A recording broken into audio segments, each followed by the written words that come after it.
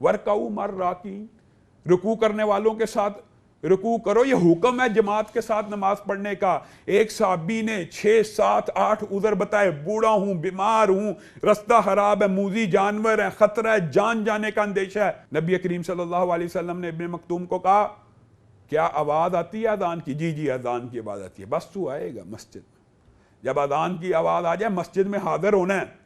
اور نماز جو باجماعت کی فرضیت کے حوالے سے آپ ایک بات ذرا نوٹ کریں. بعض لوگ جو عام چیزوں کے اوپر بھی شرعی عذر بنا لیتے ہیں، جی نیند کی وجہ سے یا عام چھوٹی موٹی باتوں کی وجہ سے جی مسجد سے دور رہنا.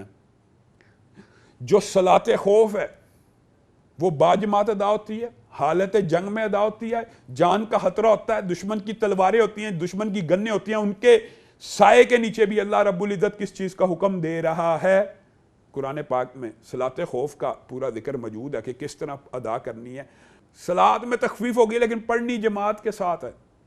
تو معزز سامعین گرامی قدر، پہلی صف میں آنے والا جو شخص باجماعت نماز کے لیے حاضر ہوتا ہے اس کے اوپر اللہ اور اس کے فرشتے درود بھیجتے ہیں.